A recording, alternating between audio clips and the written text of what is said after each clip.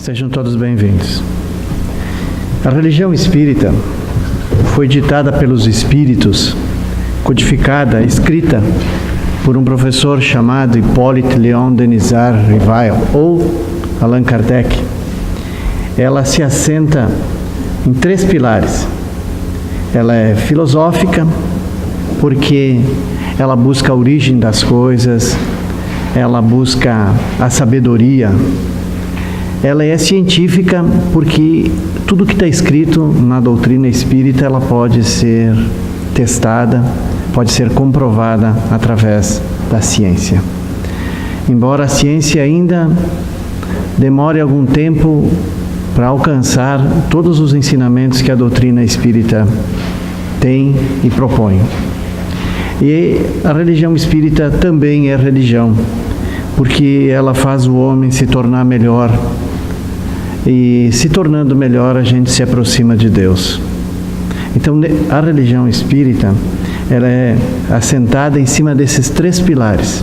São fundamentais esses pilares, e por isso nós dizemos que essa é uma doutrina da verdade, é uma doutrina real, é uma doutrina com todas as condições de entendimento de todas as pessoas. No tema de hoje, nós vamos estudar: haverá falsos cristos e falsos profetas. Reconhece-se a árvore pelo fruto. Então, nesse capítulo, é o capítulo 21 do Evangelho segundo o Espiritismo. O que reconhece-se a árvore pelo fruto? Então, tudo que o Espiritismo faz é bom, é útil, é consolador, é esclarecedor, não cobra nada de ninguém, não engana, fala a verdade.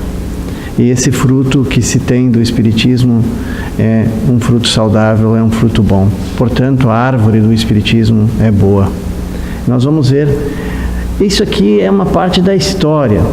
Eu achei importante a gente fazer essas colocações aqui, para nós termos um entendimento. São fatos que aconteceram realmente. Então, assim, animismo, espírito e matéria são definidos individualmente. Isso 8.000 anos antes de Cristo. Então, as tradições mitológicas, né, são aquilo que se acredita, que se cria, são histórias, lendas. Então, os deuses funcionavam como criação dos homens. É o inverso. Não foi Deus que criou o homem. Nessa época, as pessoas que existiam ali imaginavam que Deus era uma criação dos homens. Bem, exatamente o contrário. E aí, há 2.000 anos antes de Cristo, nós tivemos Abraão. E Abraão, então, ele começa a ensinar, a pregar a existência de um único Deus, de um Criador. Então, isso há 2.000 anos antes de Cristo. Depois nós tivemos uma primeira parte da religião natural, que eram mitos, eram criações humanas, né? E nós temos depois uma religião organizada a partir de Abraão. Então são patriarcas, são pessoas que estão registradas na Bíblia, né? Que tiveram uma função importante como profetas de esclarecimento de nós humanos, né? Provavelmente nessa época a gente também esteve lá habitando. A humanidade começou a existir na Terra em torno de 5 milhões de anos. Então, penso que nós, de alguma forma, estivemos presentes nesse processo de desenvolvimento da Terra, né? A primeira grande revelação nós tivemos com Moisés. Moisés, então, ele fez um código de normas, um código de leis, e foi a primeira revelação de Deus. Então, o que se sintetiza esses ensinamentos de Moisés, nós conhecemos como o Código de Hammurabi, que teve em torno de 613 preceitos. São normas, 248 positivas e 365 negativas, que não se deveria fazer, e 248 que se deveria fazer. Sintetizando isso aí, nós teremos então os 10 mandamentos, que era a lei do Antigo Testamento, a lei de Moisés. Então, no ano 63 a.C., o Império Romano começou a tomar conta de várias partes do planeta, a Grécia, a Judéia, principalmente, onde Jesus acabou nascendo. Então, isso tinha uma filosofia, a religião grega, era uma base da filosofia, do conhecimento, da sabedoria. Aí nós temos os sábios, Sócrates, Platão, e etc., né? Então eles pensavam que o céu era a morada dos deuses e que o inferno ficaria abaixo da terra. Esse era o que se pensava nessa cultura grega. E depois nós tivemos na cultura judaica, religião judaica, nós temos uma base teológica, né, que são os dogmas, são rituais, e viam o céu como uma recompensa e o inferno como uma punição. E isso está muito dentro da nossa cabeça. O céu como recompensa, se tu faz o bem, tu vai para o céu, se tu faz o mal, tu vai para o inferno como punição. Então, assim, essas normas, por isso que esse esclarecimento nós estamos trazendo, para a gente poder ver aqueles conceitos que foram colocados e que a gente ainda fica vivendo segundo essas normas que nós aprendemos. Depois disso, então, o que aconteceu com o Império Romano? Ele tinha as normas dele, né? Uma antiga cultura que praticamente dominou todo o planeta, né? Com uma força, né? Das guerras, eles tinham o paganismo, né? Não tinha o Deus, politeísmo, vários deuses e várias superstições. Então eles tinham vários deuses.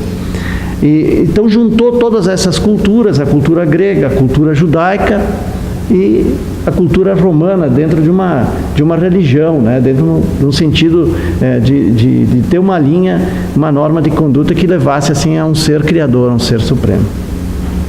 Então Jesus nasceu no ano 1, né? O ano 0, a partir daí começou a contar uma nova fase da humanidade. E a partir dos 30 anos, então, Jesus começou a sua pregação, a sua revelação, os seus ensinamentos. Então foi a grande e a maior de todas as revelações, porque as pessoas já tinham um certo grau de conhecimento para poder assimilar. Então, isso tem uma escala, tem uma mudança, um crescimento cultural que se propiciou a chegada de Jesus para poder explicar uma nova maneira de viver, por que a gente vivia, de onde a gente vinha, uma nova maneira de nós nos conduzirmos perante a vida. Então, esse choque de cultura da romana, uma grega e a judaica, Jesus, essas pessoas tinham uma certa... Porque quando os romanos invadiram a Grécia, os sábios, eles fugiram e foram lá para a Judéia. E lá eles transmitiram aquela cultura deles. Inclusive, Paulo de Tarso foi beneficiado muito, né, com os instrutores gregos, com a sabedoria grega. E isso preparou ele para depois, então, ele continuar a missão que ele tinha de continuar com os ensinamentos de Jesus. Então isso foi importante, essa mistura dessas culturas, né? Então assim, ainda nós vivemos em torno dessa cultura. Muitos de nós que somos aqui dessa região da imigração italiana vivemos de acordo com a tradição ainda romana, né? Com os costumes antigos dos nossos imigrantes italianos. Então, a partir do ano 30, Jesus começa a sua pregação. E o que ele ensina? Moisés era a lei de olho por olho, dente por dente. Jesus era a lei do novo conceito. Jesus veio chocar aquilo lá. Então os judeus viviam dentro de uma norma de Moisés, eles acreditavam em Deus, né? Eles pensavam que tudo aquilo que eles faziam era no sentido de evoluir, de se aproximar de Deus, de conseguir ir morar no céu, né? Que era da cultura, própria da cultura deles. E Jesus veio chocar isso. Ele veio modificar, ele veio trazer uma nova norma. Então, ele falava que Deus não era um julgador, que era olho por olho, que condenava as pessoas para o inferno se elas fossem ruins, e boas, se elas fossem boas, elas iriam para o céu. Né? Então, ele veio ensinou uma nova coisa. Ele disse assim, olha, Deus é um Pai amoroso, misericordioso, justo e bom. Não é um juiz insensível e implacável, que os judeus pensavam. Entidade superior sem paixões humanas. Entidade superior sem paixões humanas. Deus. permite alcançar o céu e a felicidade. Então, assim, quem é que consegue esse mérito? Somos nós mesmos, alcançar o céu, ou a felicidade, né? Esse céu que a gente imagina, que a gente pensou que fosse esse azul que está aí, não existe. Então, as conquistas são nossas. Consequências para o pensamento religioso. Onde está o céu? Teologia monopoliza em relação à filosofia. Então, onde está o céu? Onde está o inferno? Então, assim, Jesus veio mostrar isso. E aquelas pessoas daquela época ainda não tinham, não podiam aceitar aquele ensinamento de Jesus. Muitas pessoas rejeitaram esse ensinamento de Jesus. Poucas o entenderam. E ainda continua assim. Então, indo adiante aqui. Aí, nós vamos voltar para Roma, então. O imperador Diocleciano, ele dividiu o reino romano em 4 partes, né? Então, tinha 4 administradores. Foi um período de 293 depois de Cristo, né? Então, a gente já sabe o que aconteceu. Como os judeus rejeitaram os ensinamentos de Jesus, consideravam que Jesus era um herege, que era contra Deus, e batiam, achavam que Jesus era um profeta, e quando ele foi levado na frente do sumo sacerdote, batiam no rosto dele, e ele vendado, sem saber quem é que tinha pedido, quem é que te bateu, adivinha quem te bateu. Então, essa imagem, essa ideia de profeta seria de um adivinho, que adivinhasse o futuro, que adivinhasse as coisas. Então, quando Jesus era um profeta, sim, mas um profeta no sentido religioso, de mostrar um caminho, de mostrar um futuro, de mostrar uma possibilidade de uma vida feliz. Mas não de adivinhar as coisas, né? Jesus, se ele quisesse, ele podia adivinhar, podia prever, como ele preveu o burrinho branco esperando na entrada de Jerusalém, né? Então, assim, ele poderia fazer isso, mas não era essa a atribuição dele. Então, assim, nós não podemos confundir profeta com aquele que vem, que adivinha o futuro, com aquele que vem e mostra um caminho, que conduz, né? Então, assim, a gente precisa saber quem é esse profeta, como ele é, qual é o fruto que ele produz, é bom ou é ruim? Porque daí a gente vai saber se ele é do bem ou é do mal, né? Então, depois nós tivemos o imperador Diocleciano, que nomeou os seus sucessores Constâncio Claro, ficou na parte do leste, e Maxêncio no oeste. Dividiu, então, aí o reino de 4 ficou em 2. São 2 filhos desse imperador. Isso foi em 305 depois de Cristo. Em 312 depois de Cristo, então agora vem aqui para nós entender bem como é que aconteceu essa situação. O imperador Constantino, filho de Constantino Cloro, ele reunifica o reino, o império que estava dividido em 2, tinha 2 imperadores, ele reunifica e ele se converte ao cristianismo. Então, assim, até essa data aí, até o ano 312, 313, por aí, os cristãos, todos aqueles que acreditavam em que seguiam os ensinamentos de Jesus, que é aquele ensinamento que está no Novo Testamento, eles eram perseguidos pelos romanos, como foram os apóstolos, como foi Paulo, como foi Jesus, continuavam sendo perseguidos. Só que esse imperador, quando chegou no ano 312, então ele, espera aí, eu acho que esse cara está certo. Eu vou me converter ao cristianismo. O cristianismo é os que seguem os ensinamentos de Jesus. E aí, em 313, aí vem o Edito de Milão. Existem as 2 palavras, édito e edito. No caso aqui se aplica edito, né? Porque é uma norma, quando é uma norma se diz edito.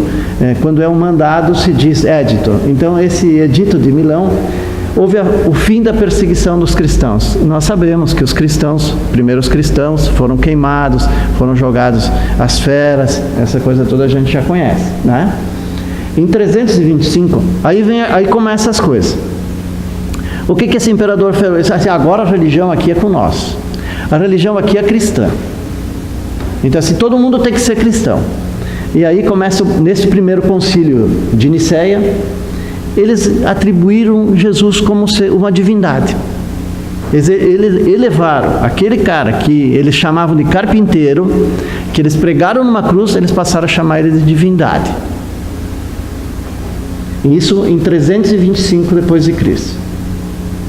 Aí, Anastácio de Alexandria define os 4 evangelhos, que é o do Novo Testamento. Nós temos o Antigo Testamento, que é de Moisés, e nós temos o Novo Testamento, que é de Jesus. Junta os dois, nós temos o Antigo Testamento e o Novo Testamento, nós temos a Bíblia Sagrada. Esse primeiro concílio de Constantinopla, a definição da natureza do Espírito Santo. Aí criaram, então, o entendimento do que havia o Espírito Santo. Isso tudo foi criação dos homens. Depois fizeram outro concílio lá em Éfeso. Define Maria como Santa Virgem Mãe de Deus. E até hoje a gente, quando reza Ave Maria, a gente diz Mãe de Deus. E ela não é Mãe de Deus, ela é Mãe de Jesus. Deus é o Criador de todas as coisas, inteligência suprema, causa primária de todas as coisas. Jesus é Jesus.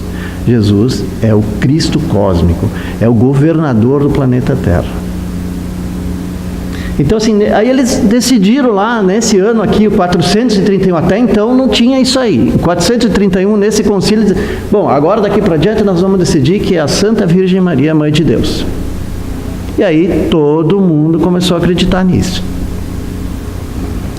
Em 451, no Concílio de Calcedônia, definição da natureza divina e humana de Cristo. Mas aí uns ficavam pensando assim, mas Jesus é humano ou era o próprio Deus que estava aqui? Então aí eles disseram assim, não, Jesus era humano e era Deus. Vamos ver mais adiante o que aconteceu. Em 533, estão vendo aqui na linha embaixo, 533, no Concílio de Constantinopla, a Santíssima Trindade.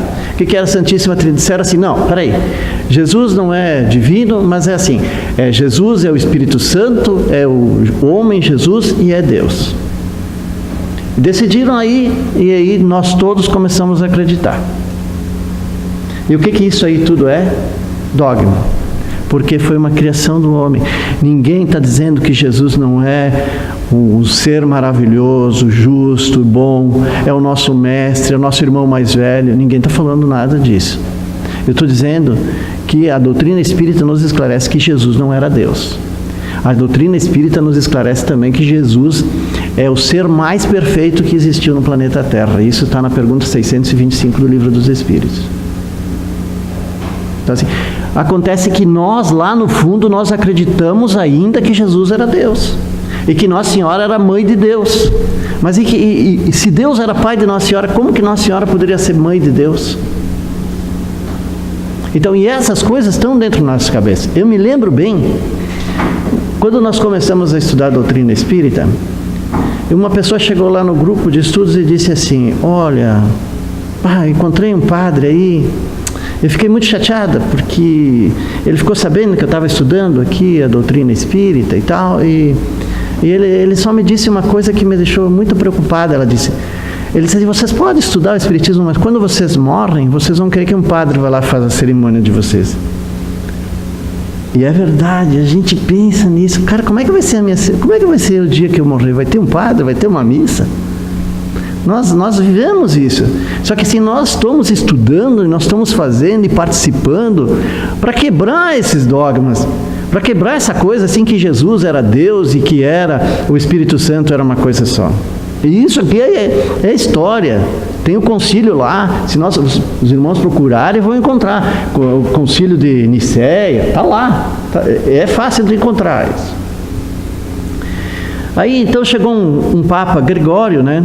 Ele colocou assim, ele colocou uma doutrina do purgatório. Ele inventou o purgatório. Então assim, quem era mal ia para o inferno, quem era bom ia para o céu, e quem era mais ou menos ia para o purgatório. Então assim, aí começou a acontecer o seguinte, que daí começou a venda de indulgência, né? A pessoa comprava uma cadeira para ir direto para o céu. Tem gente que tem cadeira perpétua para ir para o céu, ainda hoje. Comprar, é deles, mas não vão usar. Então assim, nós espíritas, nós achamos assim, o nosso objetivo, né, é lá ir para o nosso lar. Todos os nossos objetivos, assim, se eu for para o nosso lar, eu estou contente porque eu vou trabalhar, eu vou progredir, né, lá no nosso lar. Nem todos nós vamos para o nosso lar. Será que a gente tem condições? Será que a gente já fez alguma coisa para merecer isso? Então, o André Luiz foi um médico sanitarista aqui na Terra, aqui no Brasil, e trabalhou muito para combate das infecções. Assim, ele tinha um trabalho feito. E se nós temos esse trabalho, assim, é muita pretensão nossa chegar e dizer, eu quero ir lá, vou lá para o nosso lar. Teve até, está retratado num dos últimos livros do Divaldo, né, o cara chega lá bronqueando no plano espiritual. Não, me leva logo lá para o nosso lar, eu quero entrar lá, eu quero falar com o governador. Calma, meu amigo, não é bem assim. É o merecimento. É o merecimento. Ninguém consegue nada por decreto. A gente acha que vai lá no centro espírita, toma um passe e sai curado. Não sai.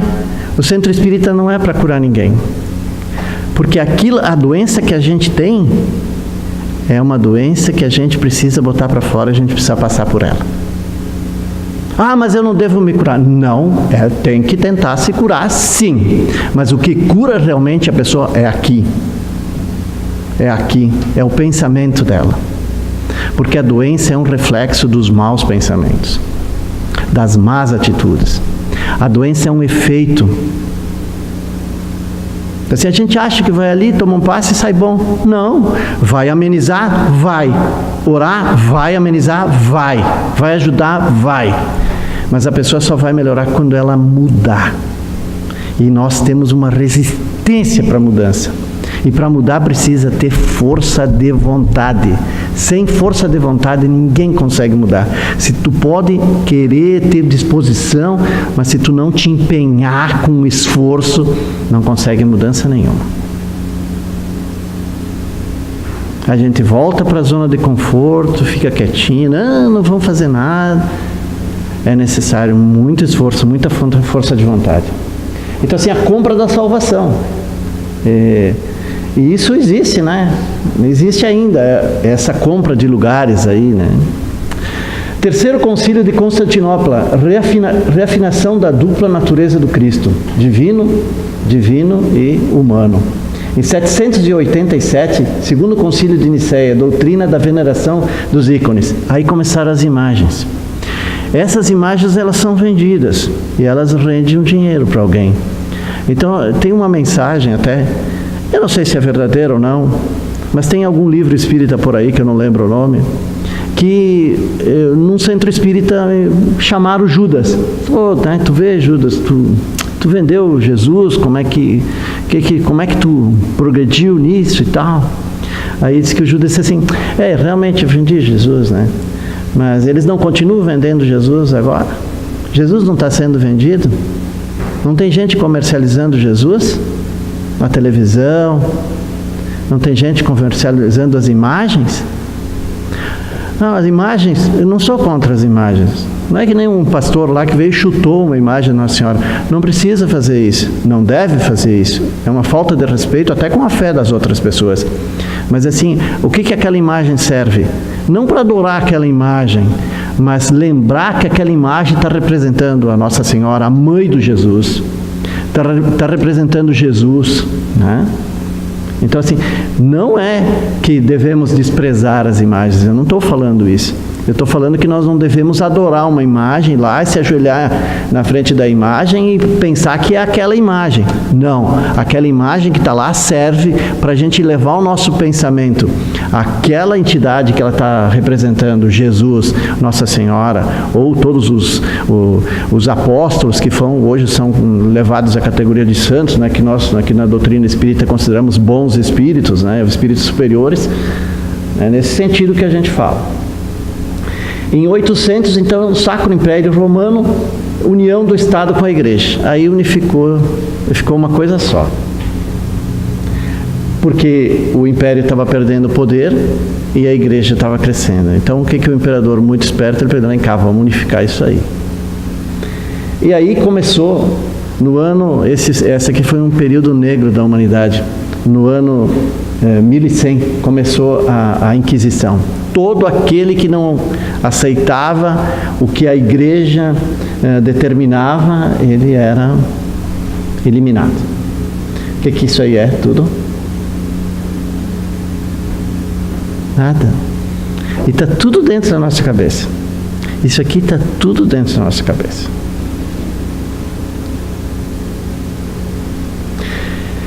Em 1517, aí Martinho Lutero, que era um padre, ele tem um filme até, Giordano Bruno, ele sobe numa escada assim, fazendo sacrifício de joelho, ele sobe lá em cima e ele ganha indulgência, ele diz assim, bom, agora eu posso ir para o céu, então, ele diz pro superior dele. Então assim, será que vale a pena esse sacrifício de pessoa ficar ajoelhada? Será que esse comércio que a gente faz assim, eu vou acender, se eu conseguir isso, eu vou acender uma vela? Será que Deus faz esse comércio? Será que Deus faz esse comércio? Se eu conseguir isso, eu vou rezar tantas ave-marias. Não faz esse comércio. Ele não faz esse comércio. Deus não faz esse comércio. Mas aí começa um outro período, né? E aí termina aquele período da Inquisição e começa, muita gente foi torturadíssima, né? Por causa da Inquisição. E aí nós temos aí, começa esse período, o Iluminismo. É uma reforma social através do poder da razão.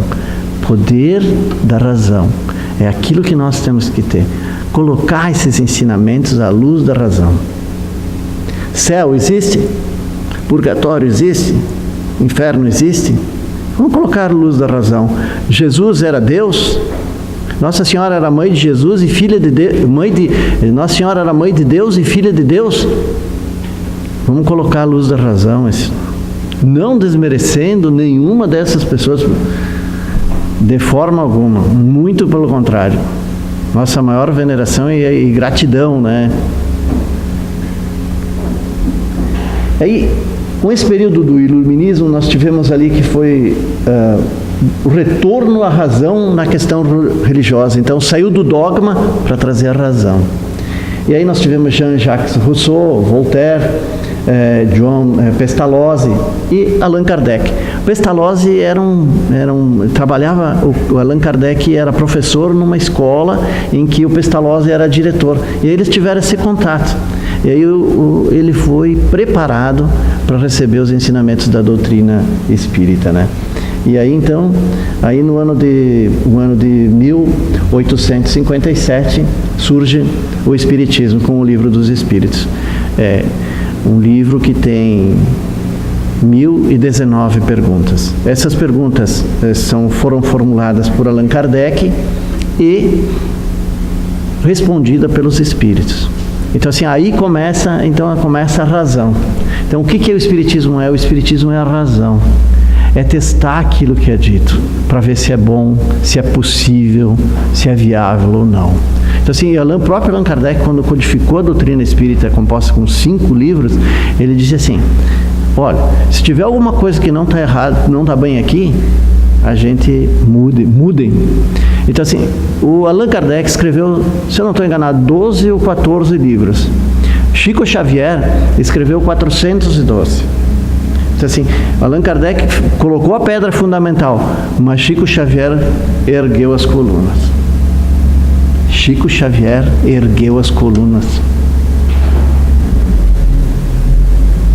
Então, meus irmãos, aqui, por esse histórico que mais ou menos da religião, dá para nós ver, dá para nós analisar quem são os falsos profetas, o que é falso profeta. Nós não estamos falando mal de religião nenhuma, até porque qualquer religião que faça alguma coisa, por menor que seja, para tornar a pessoa melhor, não precisa nem ser religião, merece o nosso respeito, o nosso apoio.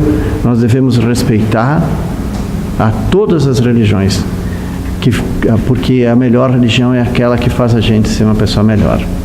Então assim, aqui dá para ver assim, todas essas curvas que aconteceram, né? Principalmente esse período negro da Inquisição, que tanto tormento causou, tanto sofrimento causou para a humanidade. Então assim, essa era, então, agora vem com um novo ciclo da humanidade. As pessoas que estão nascendo a partir desse período, né, elas têm uma nova disposição. uma transformação desse planeta que é de provas e expiação para um planeta de regeneração. Então, assim, por pior que as coisas estejam hoje, a gente tem que continuar com a nossa fé, acreditar que as coisas vão melhorar. Porque nenhuma coisa acontece sem que Deus saiba e que Deus permita. E Deus é misericordioso e justo. Então, essa transformação que está ocorrendo é necessária, é para o nosso bem, e nós vamos ter um planeta melhor. Então, o que eu gostaria de deixar para os irmãos, assim, que é esse gráfico, né, de toda essa passagem, de como começou com Abraão, com Moisés, com Jesus, né, e com o Espiritismo, a terceira revelação. E dá para a gente ver o que é falso e o que é verdadeiro.